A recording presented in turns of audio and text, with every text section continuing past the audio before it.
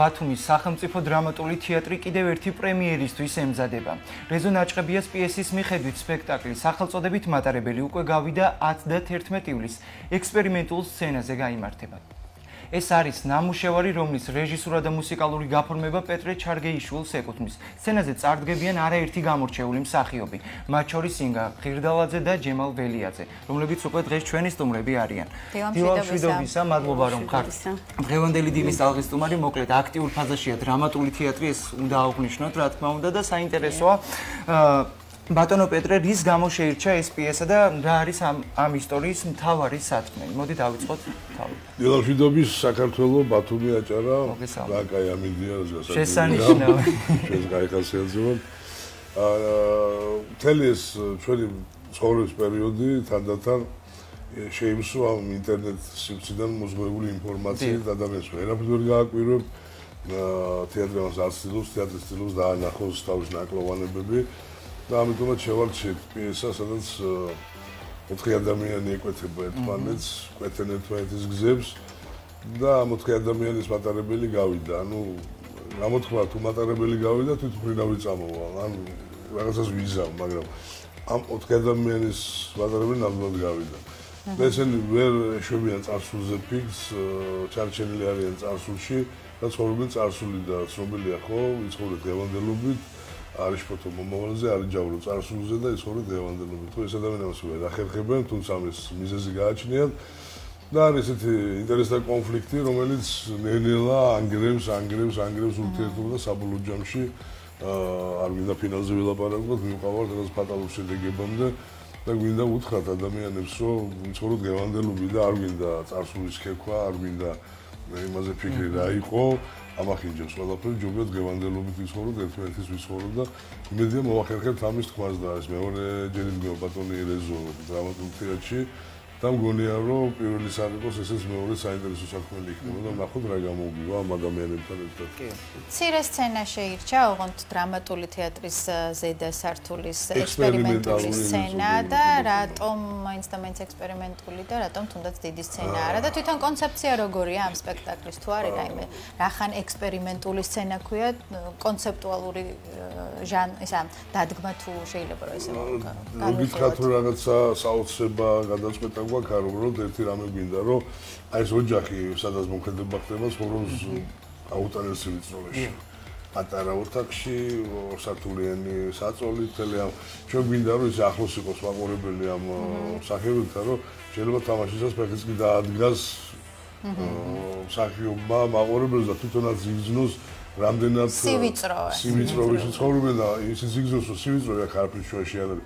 აქ არის რეზონანსის სივიწროვე უფრო და აღქმის და აზროვნების. რა თქმა უნდა, ხო, ყველგან შეიძლება ბედნიერი იყო, თავი ბედნიერი იყო. კი ბატონო. ბატონო პეტრე, საინტერესო როგორია რეპეტიციების პროცესი და რა ეტაპზე ხართ ახლა? ой, ეს არ გითხო. ჯერ ვარ კლავის გადაწევის ეპიზოდში რა, ვსხედვარ და კლავს უწევთ ერთმანეთს, რომ ვეძებთ სიმართლეს, ვეძებთ ხაზებს, ნუ ვეძებთ განაი არ ვიცით რას ვაკეთებთ, მაგრამ იმდენად შინაარსენ და ღრმა პიესაა, რომ ვაძლევს რამოდენიმე გზის დანახვის საშუალებას და მინდა ყველაზე სწორი და მართალი გზა ავიღოთ, რომ ამას გაუყვეთ და ეს სათქმელი თქვას საინტერესოდ, იმიტომ რომ არ მომწონს თეატრი, რომელიც მოდის და პირდაპირ დაგეჭილი მეუბნება რაღაცას. მე მინდა თეატრი, რომელიც დამაფიქრებს და საფიქროს გამატანს, რომ მე თვითონ ამით გავერთო და ხრა მე ანძილისინ ან არ ვიცი სადაც გაგიხარდება ამ გზავრობისას რომ თავად გადავწყვიტო მოვლენების გარდა თავად გადავწყვიტო რა შეიძლება მომხდარიყო მეც გავხდე თან რეჟისორი ამ საქმეს ხო შეიძლება რა და ჩვენ ვთქვით ამაზე სახეობებთანაც გადავიდეთ ქალბატონ ინგას ვკითხავთ თქვენი როლის შესახებ გვიამბეთ და თქვენ ხომ არ ხართ ის ქალბატონი რომელიც წარსულს მე ვარ ის ქალბატონი ნამდვილად და ჩემთვის ძალიან საპასუხისმგებლო როლია და აი იმდენად ვღელავ, იმიტომ რომ დიდი პასუხისმგებლობა, როცა იმდენად საინტერესო როლია, იმდენად საინტერესო პერსონაჟია, აი მინდა რომ მაყურებელს მივაწოდო ზუსტად ისე, როგორც თვითონ დრამატურგს აქვს თავის პიესაში, როგორც დრამატურგს ყავს თავისი გმირები წარმოჩენილი და მე ვფიქრობ, რომ ეს ქალი არ მინდა განვიკითხო ახლა ეს ქალი, იმიტომ რომ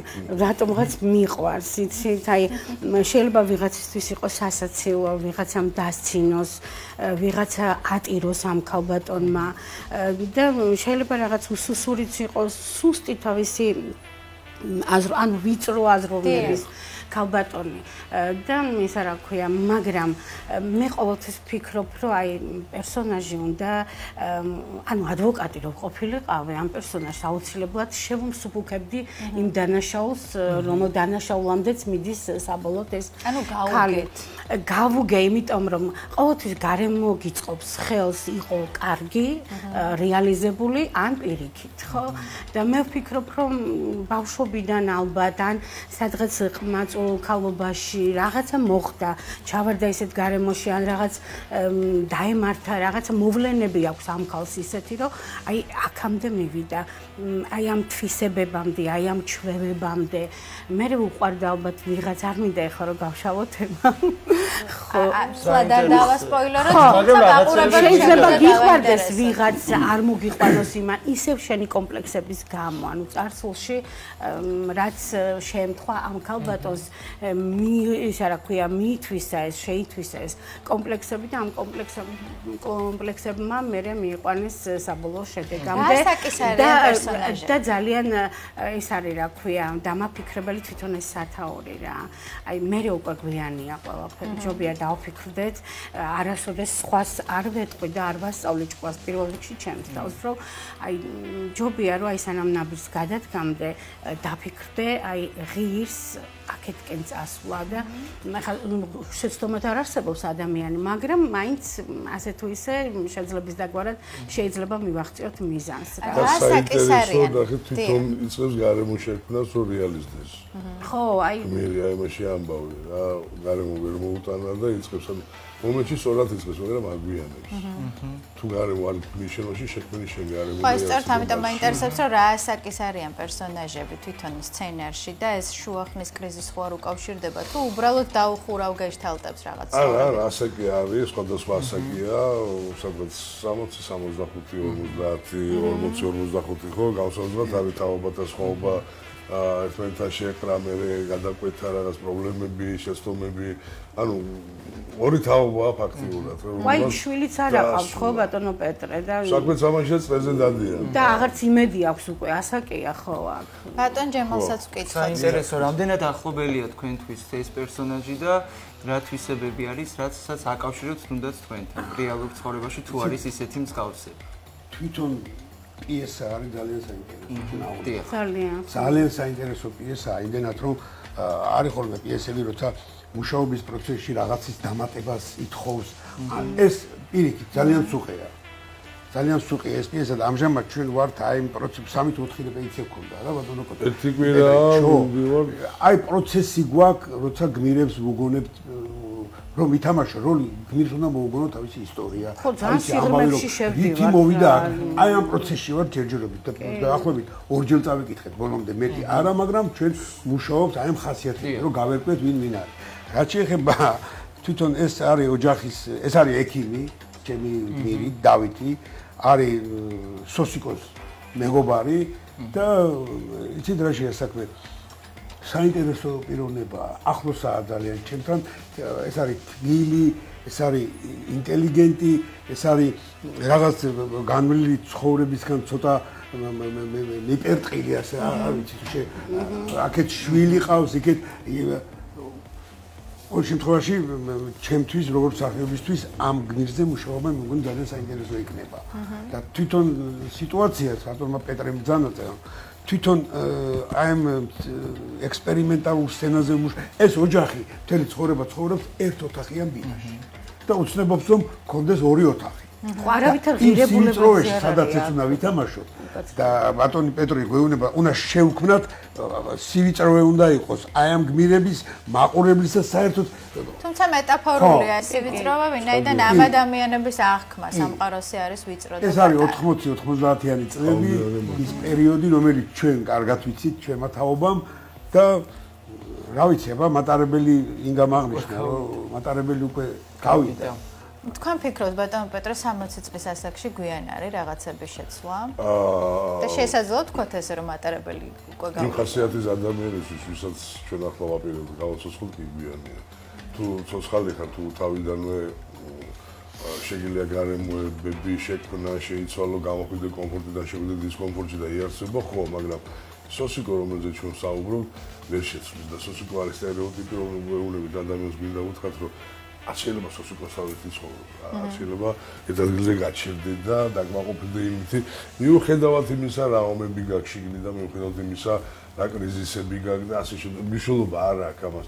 როგორ შეიძლება შეგიყვარდეს ნებისმიერ ასაკში ისე შეუნა შეცვალო შესრულებული ამბები. არ მოგწონს გადადი ბატონო სხვა ხაზზე, სხვა ლეველზე, შექმენი, მასში არსებდეს სხვასაც შეუქმენი, მაგრამ თუმცა დანებდები და ხელებს ჩამოყრი, მე უკვე იწყებ ალბათ ბერძე პრეტენზიების ხო, მერთვის რატომ მოხდა ასე, ანუ მოგცა, გასაქარი და შენ არ გაიქანე, რომ თქვა ეს მე რა თქმა უნდა ასე არ ვფიქრობ და არც ვიცხოვრია და იმედია დიდხანს ვიქნებით ერთად და ნახავთ რომ ძალიან ბევრჯერ შევსრულდა უკეთესობისკენ ცხოვრებასაც და გარემოსაც. ესე არ გავჩერდები როგორც სოსიკოა და ამიტომ ეს ადამიანები სწორედ ამაში ამბავი რომ თუ შენ ხდები ჩემი პატრონი ჭალებში ხო ვალდებული ხარ რაღაცა შემიქმნა და თუ შენ ვერ მიქმნი მაშინ ახლა მემაცადე მაგრამ ვიანდი ხალბატონი ინგას უნდა და რაღაც ის ხო არა მე ვფიქრობ რომ შეიძლება შეიცვალოს ადამიანი ხა ვიღაც არ შეიყვაროს მაგრამ შეიყვაროს ყველაზე უზენაესი და დაინახოს ის ვის გარეშეც დადიოდა ამდენ ხანს არის რაღაც დეტალი არ მინდა რომ ვთქვა ინახავს და როცა ჭირდება მაშინ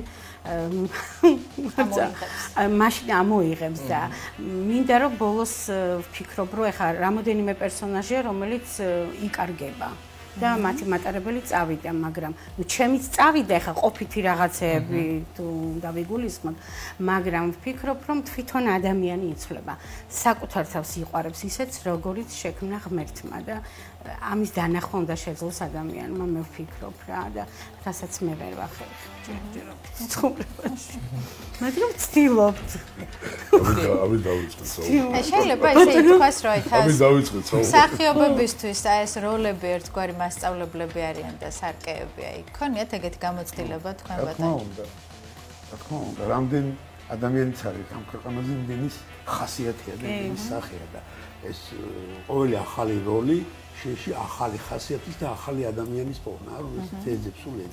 რაღაც განვითარების ერთგვარი გზაა. ძალიან საინტერესო პროცესია თვითონ ეს.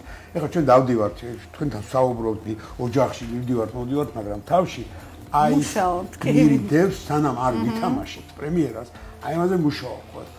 ტვინი მუშაობს. მაგარი. რთული პროცესია. მაშინ ყველაფერი აღარ გავამხილოთ და უბრალოდ დავაანონსოთ, ხო? კი, დავაანონსოთ. კი, უბრალოდ მაინტერესებდა კი რამდენი მსახიობი რო გავამახვილოთ ყურადღება ჩართული სპექტაკლში. 4 ადამიანია, ესენი არიან, გალდონი ინდრა, ბატონი ჯემალი, გალდონი კეთი ეგუძე და ბატონი სესემიქა. პრემიერას როდის ველოდოთ? დაგეგმილია 10-11 ივლისი, როგორც უკვე გამოეკრა. ბილეთები ჯიზე, ბათუმის თეატრის, ჯავჯაოს სახელობის თეატრის საიტზე და ყველგან უკვე გასული ინფორმაცია ესე რომ ცოტა დრო არ გვაქვს ამას არ ვამბობ, უბრალოდ ჩასმული ვართ უკვე მტიცში და უნდა გავისრულოთ აჩილო თეატრში. მოკლედ ბათუმის დრამატული თეატრი ცხელ ფაზაში შედის, ცხელი ზაფხული გველოდება არა მხოლოდ ბათუმელებს, არამედ ყველას, ვინც ამ ქალაქში იქნება ამ პერიოდში, ასე რომ რა ვიცი.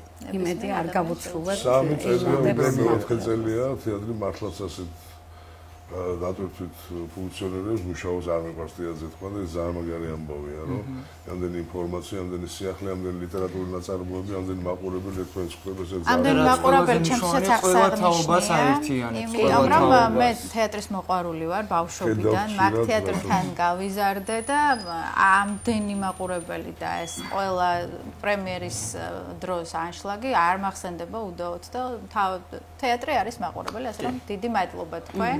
შევახსენოთ მაყურებლებს, ჩვენი სტუმრები იყვნენ რეჟისორი პეტრე ჩარგეიშვილი და მსახიობები ჯემალ ველიაძე და ინგა ღირდალაძე. მადლობა კიდევ ერთხელ სტუმრობისთვის.